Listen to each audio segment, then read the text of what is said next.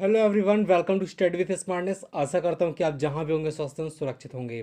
दोस्तों, आज हम बात करने वाले हैं मौर्य वंश के बारे में। मौर्य वंश से संबंधित आपके जितने भी इंपॉर्टेंट क्वेश्चन पूछे जाते हैं, जो भी इंपॉर्टेंट राजा रहे हैं मौर्य वंश में, उन सभी के बारे में आज हम इस वीडियो में देखने वाले हैं।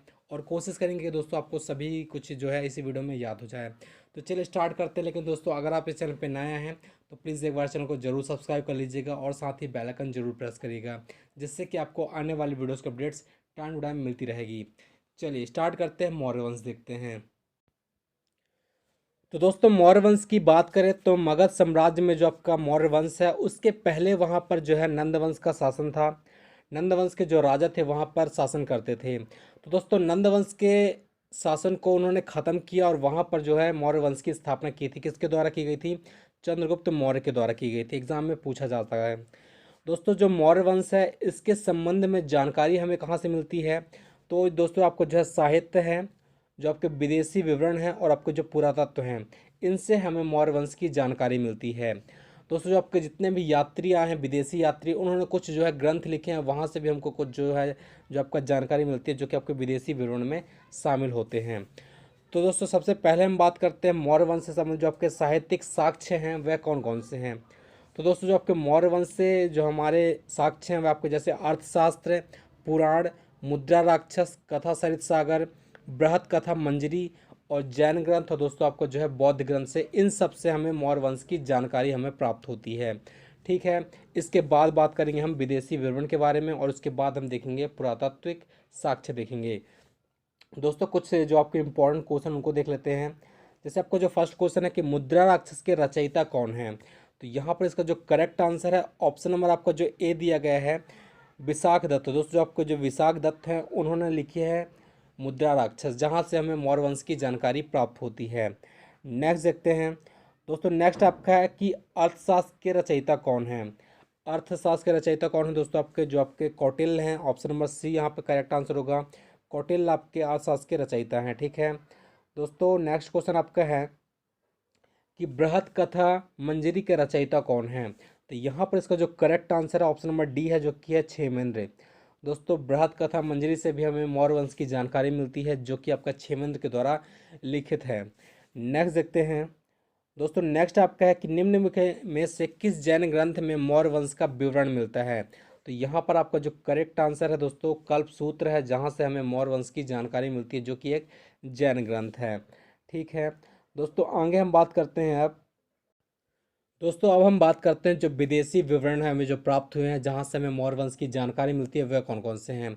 जो भी हमारे विदेशी यात्री आए हैं उन्होंने जो ग्रंथ लिखे हैं उसमें भी हमें मौर्य वंश के बारे में जानकारी प्राप्त होती है। तो दोस्तों, कुछ इंपॉर्टेंट क्वेश्चन है जो कि आपके विदेशी विवरण से संबंधित है, उनको देखते हैं। आपका पहला क्वेश्चन है कि मेगास्थनीज द्वारा लिखित पुस्तक कौन सी है। तो इसका जो correct answer option number A है, जो कि इंडिका। दोस्तों, जो आपका इंडिका है एक अहम पुस्तक है जो कि मौर्य साम्राज्य से संबंधित है। इसमें जो आपका विस्तृत जानकारी दी गई है मौर्य साम्राज्य के बारे में। ठीक है। दोस्तों, नेक्स्ट क्वेश्चन देखते हैं। नेक्स्ट क्वेश्चन आपका है दोस्तों कि यूनानी विद्वानों ने चंद्रगुप्त मौर्य को क्या कहा है। तो इसका जो करेक्ट आंसर है सेंड्रोकोट्टस। दोस्तों, ऑप्शन नंबर बी यहाँ पे करेक्ट आंसर है, सेंड्रोकोट्टस कहा है यूनानी विद्वानों ने जो आपके चंद्रगुप्त मौर्य को। नेक्स्ट देखते हैं। दोस्तों, नेक्स्ट क्वेश्चन आपका है कि चंद्रगुप्त मौर्य के दरबार में सेल्यूकस निकेटर का राजदूत कौन था। तो यहाँ पर इसका जो करेक्ट आंसर है ऑप्शन नंबर आपका ए है, जो कि है मेगास्थनीज है। दोस्तों, जो आपका मेगास्थनीज है इसने ही आपका जो है इंडिका नामक पुस्तक लिखी है, जिसमें मौर्य वंश के बारे में जानकारी हमें प्राप्त होती है। नेक्स्ट बात करते हैं। दोस्तों, नेक्स्ट आपका है कि चाणक्य के बचपन यानी कि जो उनका चाइल्डहुड का नाम क्या है। तो दोस्तों, उनका जो नाम रहा है आपका विष्णुगुप्त रहा है। ठीक है, याद रखिएगा। और चाणक्य को कौटिल्य नाम से भी जाना जाता है। दोस्तों, इनके जो दो नाम हैं आपके विष्णुगुप्त और आपका जो है कौटिल्य, इनके नाम से इनको पहले भी जाना जाता था। नेक्स्ट देखते हैं। दोस्तों, नेक्स्ट आपका है कि भारत का मैकियावेली किसे कहा जाता है। तो इसका जो करेक्ट आंसर है दोस्तों ऑप्शन नंबर डी है, जो कि है चाणक्य। भारत का मैकियावेली दोस्तों चाणक्य को कहा जाता है। नेक्स्ट बात करते हैं। दोस्तों, जो आपके पुरातात्विक साक्ष्य के बारे में बात करें तो जो आपके जो पुरातात्विक साक्ष्य में सबसे अधिक महत्वपूर्ण है दोस्तों जो आपके हैं वह अशोक के अभिलेख हैं, जो कि दोस्तों आपके 40 से अधिक प्राप्त हुए हैं। और इसके बाद यदि हम किसकी बात करें दोस्तों, जो आपका है वो आपका रुद्र दामन का जो आपका जूनागढ़ का अभिलेख है, वहाँ से भी हमें मौर्य इतिहास के बारे में जानकारी मिलती है। तो दोस्तों हम जो कुछ पुरातात्विक साक्ष्य से जुड़े हुए कुछ इंपॉर्टेंट क्वेश्चन हैं उनको देख लेते हैं। दोस्तों आपको जो फर्स्ट क्वेश्चन दिया गया है कि मौर्य वंश का संस्थापक कौन था, तो इसका जो करेक्ट आंसर दोस्तों चंद्रगुप्त मौर्य है मौर्य वंश का संस्थापक। दोस्तों नेक्स्ट आपका है कि चंद्रगुप्त मौर्य की माता का नाम क्या था, तो इसका जो करेक्ट आंसर है ऑप्शन नंबर आपका ए है जो कि है मूर। दोस्तों कई जगह आपको मूर मिलेगा, कई जगह आपको मूरा मिलेगा। तो दोस्तों इनकी जो माता का नाम मूर था और दोस्तों उसकी वजह से ही इनके जो वंश का नाम पड़ा है वो आपको मौर्य वंश पड़ा है। ठीक है, तो याद रखिएगा। आगे बात करते हैं। दोस्तों नेक्स्ट क्वेश्चन आपका है कि बौद्ध एवं जैन ग्रंथों के अनुसार चंद्रगुप्त मौर्य किस वर्ण के शासक रहे, तो यहाँ पर आपको जो करेक्ट आंसर दोस्तों ऑप्शन नंबर आपका जो डी है क्षत्रिय। दोस्तों जो आपके बौद्ध एवं जैन ग्रंथों के अनुसार चंद्रगुप्त मौर्य किस वर्ण के शासक रहे हैं, तो दोस्तों आपके क्षत्रिय वंश के रहे हैं। लेकिन दोस्तों बहुत सारे विद्वानों को इसमें जो है मत अलग अलग है, कुछ चंद्रगुप्त मौर्य को शूद्र बताते हैं और कुछ दोस्तों जो आपके हैं वह क्षत्रिय बताते हैं। ठीक है दोस्तों, नेक्स्ट बात करते हैं। दोस्तों मौर्य वंश के जो प्रमुख शासक रहे हैं वह आपके सिर्फ 4 शासक के बारे में पूछा जाता है आपके एग्जाम में। एक आपके चंद्रगुप्त मौर्य हैं, दूसरे आपके बिंदुसार हैं, तीसरे आपके अशोक हैं दोस्तों, और जो आपके जो अंतिम शासक रहे हैं बृहद्रथ। इन सब से एग्जाम में क्वेश्चन पूछे जाते हैं। तो अब हम इनसे जुड़े हुए कुछ इंपॉर्टेंट क्वेश्चन देख लेते हैं। ठीक है, सबसे पहले हम बात करते हैं चंद्रगुप्त मौर्य के बारे में, उसके बाद हम जो अन्य शासक हैं उनके बारे में बात करेंगे। दोस्तों जो आपका फर्स्ट क्वेश्चन दिया गया चंद्रगुप्त मौर्य में कि चंद्रगुप्त मौर्य का शासन कब से कब तक रहा है, तो इसका जो करेक्ट आंसर दोस्तों ऑप्शन नंबर आपका जो ए दिया गया है 322 ईसा पूर्व से 298 ईसा पूर्व तक चंद्रगुप्त मौर्य का शासन रहा है। दोस्तों चंद्रगुप्त मौर्य के बारे में जो आपके विद्वान हैं उनका एक मत नहीं है, कुछ विद्वानों ने इन्हें शूद्र बताया और कुछ ने इन्हें क्षत्रिय बताया है, जैसा कि मैंने अभी आपको बताया था। नेक्स्ट बात करते हैं। दोस्तों नेक्स्ट आपका है कि चंद्रगुप्त मौर्य किस धर्म का मतानुयायी था, यानी कि किस धर्म को वे फॉलो करते थे, तो इसका जो करेक्ट आंसर दोस्तों ऑप्शन नंबर आपका ए है जो कि है जैन धर्म। ठीक है, तो याद रखिएगा। नेक्स्ट आपका है कि दोस्तों जो आपका है कि चंद्रगुप्त मौर्य ने किन से जैन धर्म की शिक्षा ली थी, तो इसका जो करेक्ट आंसर है ऑप्शन नंबर आपका जो सी दिया गया है भद्रबाहु। दोस्तों जो आपको भद्रबाहु से उन्होंने जैन धर्म की शिक्षा ली थी। दोस्तों चंद्रगुप्त मौर्य ने संथारा विधि के द्वारा श्रवणबेलगोला जो कि आपका कर्नाटक में पड़ता है वहां पर 298 ईसा पूर्व में शरीर का त्याग कर दिया था। दोस्तों जो आपका संथारा विधि है वह आपका जैन धर्म से संबंधित है, जिसमें जो है अन्न और जल का दोस्तों त्याग कर दिया जाता है और दोस्तों मृत्यु को स्वीकार कर लिया जाता है। दोस्तों एक जो विधि आपसे एग्जाम में पूछा जाता है कि जो आपकी संथारा विधि है वह किस धर्म से संबंधित है, तो दोस्तों याद रखिएगा वह आपका जैन धर्म से संबंधित है। दोस्तों चंद्रगुप्त मौर्य के बाद उनका जो पुत्र है बिंदुसार वह आपका गद्दी पर बैठता है और उससे जुड़े हुए कुछ इंपॉर्टेंट क्वेश्चन जो कि एग्जाम में पूछे जाते हैं, चलिए अब उनके बारे में बात करते हैं। दोस्तों जो आपका फर्स्ट क्वेश्चन यहाँ पर है कि जूनागढ़ अभिलेख किस लिपि में लिखा गया है, तो इसका जो करेक्ट आंसर दोस्तों आपका बी है ब्राह्मी लिपि में है। ठीक है, जूनागढ़ अभिलेख आपका जो है ब्राह्मी लिपि में लिखा गया है। आगे बात करते हैं।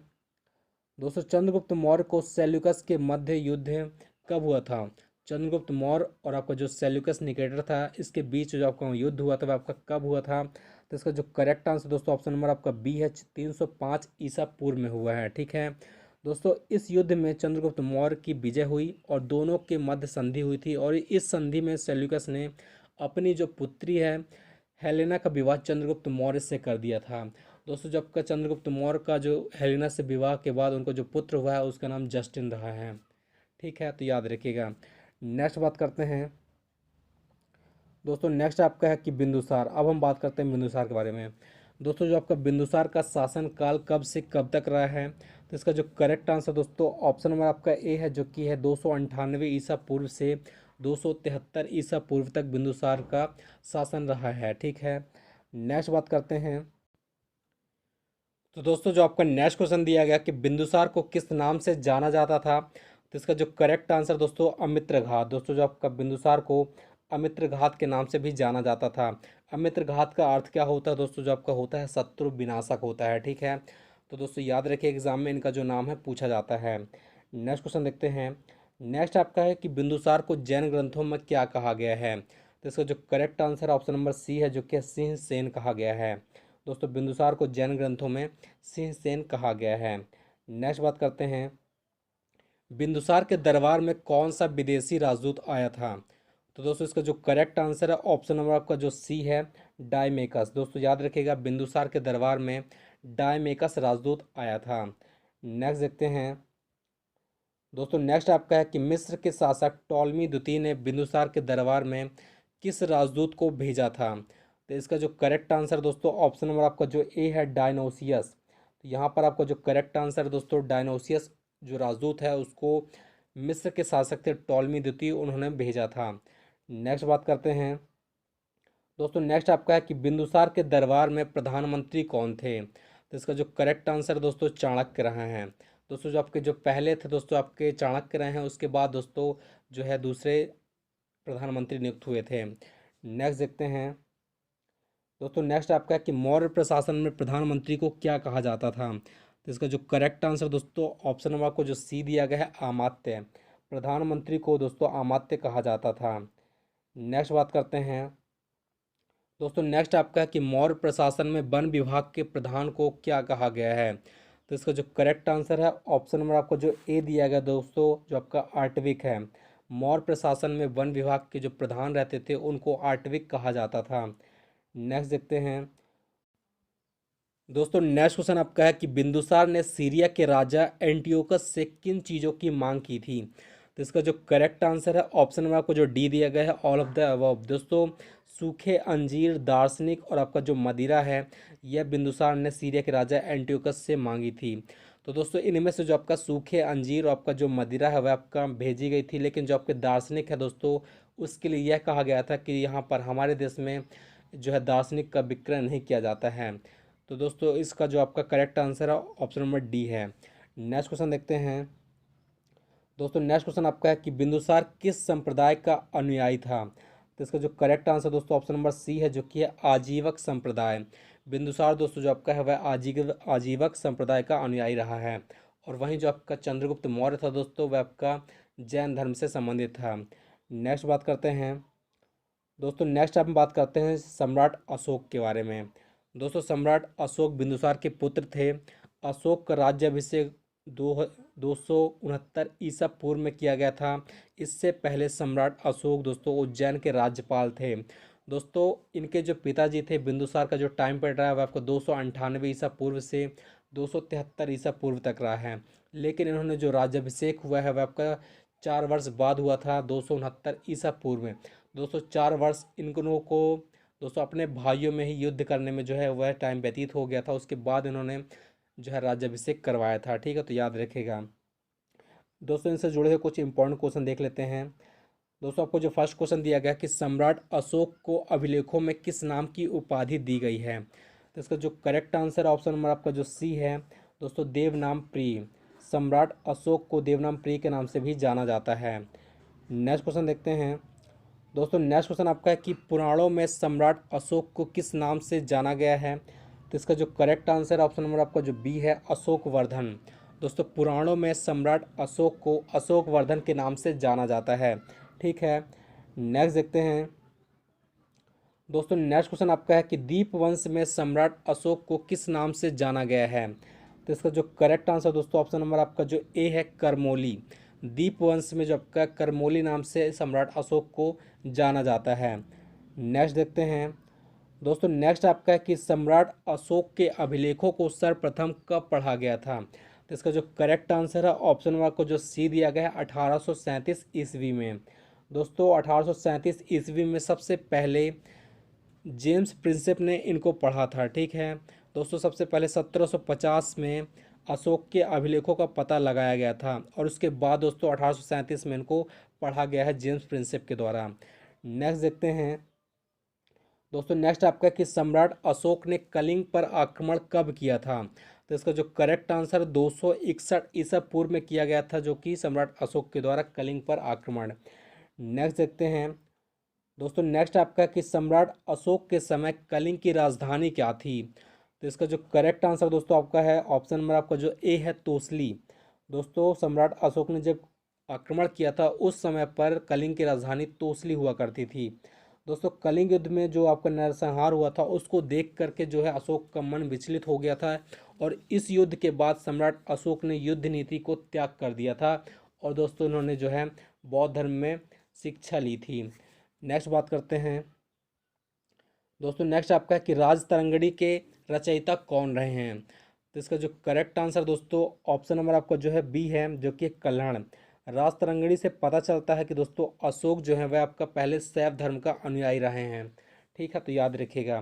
नेक्स्ट क्वेश्चन देखते हैं दोस्तों, नेक्स्ट क्वेश्चन आपका है कि किन्होंने सम्राट अशोक को बौद्ध धर्म की शिक्षा दी थी। तो इसका जो करेक्ट आंसर दोस्तों ऑप्शन नंबर आपका जो है बी है, उपगुप्त। दोस्तों उपगुप्त बौद्ध भिक्षु थे जिन्होंने बौद्ध धर्म की शिक्षा दी थी किसको, सम्राट अशोक को। नेक्स्ट क्वेश्चन देखते हैं दोस्तों, नेक्स्ट आपका है कि सम्राट अशोक ने प्रजा के उत्थान के लिए जिन नियमों की रचना की या संहिता प्रस्तुत की उन्हें क्या कहा गया है। तो इसका जो करेक्ट आंसर दोस्तों ऑप्शन नंबर आपको जो बी है, धम्म कहा गया है। दोस्तों इन्हें अशोक के धम्म के नाम से भी जाना जाता है। ठीक है, जो नियम उन्होंने बताए थे उनको। नेक्स्ट बात करते हैं दोस्तों, नेक्स्ट क्वेश्चन आपका जो है कि वे अभिलेख जो गुफाओं पर उत्कीर्ण है वे क्या कहलाते हैं। तो इसका जो करेक्ट आंसर दोस्तों ऑप्शन नंबर आपका जो है ए है, गुहा लेख कहा जाता है उनको। शिलालेख का प्रचलन सर्वप्रथम सम्राट अशोक ने ही किया था दोस्तों, तो याद रखिएगा। नेक्स्ट बात करते हैं दोस्तों, नेक्स्ट क्वेश्चन आपका है कि सम्राट अशोक के किस अभिलेख का विषय प्रशासनिक न होकर आर्थिक था। तो इसका जो करेक्ट आंसर दोस्तों ऑप्शन नंबर आपका जो बी दिया गया है, रोमनिदेयी अभिलेख। यहाँ पर जो इसका विषय था दोस्तों आपका प्रशासनिक नहीं बल्कि जो है आर्थिक रहा है, तो याद रखिएगा। नेक्स्ट बात करते हैं दोस्तों नेक्स्ट आपका है कि सम्राट अशोक की मृत्यु कब हुई थी। तो इसका जो करेक्ट आंसर दोस्तों ऑप्शन नंबर आपको जो दिया गया है डी है, 232 ईसा पूर्व में सम्राट अशोक की मृत्यु हुई है। नेक्स्ट क्वेश्चन देखते हैं दोस्तों, नेक्स्ट क्वेश्चन आपका है कि मौर्य वंश का अंतिम शासक कौन रहा है। दोस्तों इससे ज़्यादा क्वेश्चन नहीं पूछे जाते हैं, बस आपका नाम पूछा जाता है कि मौर्य वंश का अंतिम शासक कौन था। तो इसका जो करेक्ट आंसर दोस्तों ऑप्शन नंबर आपको जो बी दिया गया है, बृहद्रथ रहा है अंतिम शासक रहा है। ठीक है दोस्तों, बृहद्रथ की हत्या 185 ईसा पूर्व में सेनापति पुष्यमित्र शुंग ने कर दी थी। ठीक है, तो दोस्तों यहाँ पर जो है मौर्य वंश समाप्त हो जाता है। तो दोस्तों आई होप कि आपको वीडियो पसंद आया होगा। दोस्तों अगर आपको वीडियो हेल्पफुल लगा है तो प्लीज़ वीडियो को लाइक और शेयर करना बिल्कुल ना भूलिएगा। मिलते हैं कुछ नेक्स्ट वीडियो में कुछ इंपॉर्टेंट कॉन्सेप्ट को लेकर के, जिससे आपकी तैयारी जो कि और स्ट्रांग हो सके। तब तक के लिए धन्यवाद। जय हिंद, जय भारत।